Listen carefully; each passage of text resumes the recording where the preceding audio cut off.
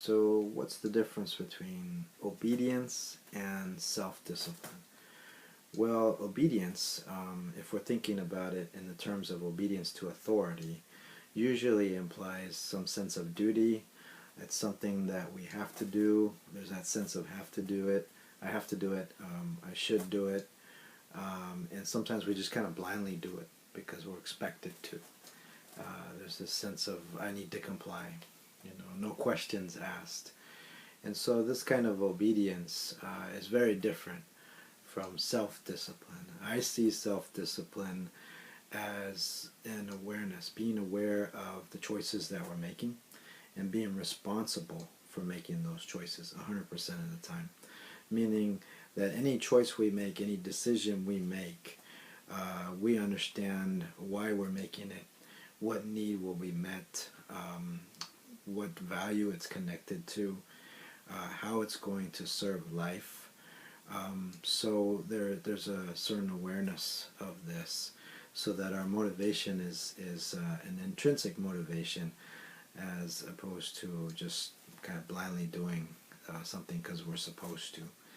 I also think that with self-discipline, there is maybe a part of it that consists of wanting to have some consistency in how we show up in the world, and wanting to live our life in alignment with our values.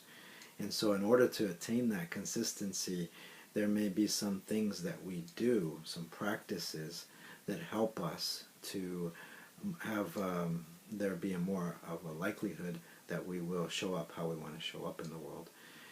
For instance, we may be a part of a community, or we may, like in the nonviolent communication community, people have an empathy buddy. It's somebody that they can call and that they can offer empathy to, or that person can offer empathy to them, similar to an accountability person. So these are some things that support us on our journey towards living a certain way, which leads to self-discipline. And then there's certain practices that we can do that can help instill in us certain virtues, if you will. So maybe we want to have more appreciation and gratitude in our life. So we may make an agreement with ourselves to every day write down 3 things that we're grateful for and what need is connected to that, what need is met that's connected to that.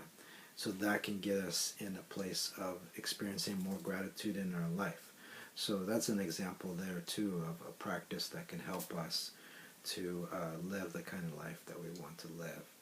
But I think with self-discipline there really is a sense of choice, there's a sense of awareness, and there's certain practices or things that we do that support us in living in a certain way, whereas obedience to authority is simply doing something out of duty, or because we're supposed to, or we should do that, that type of thinking.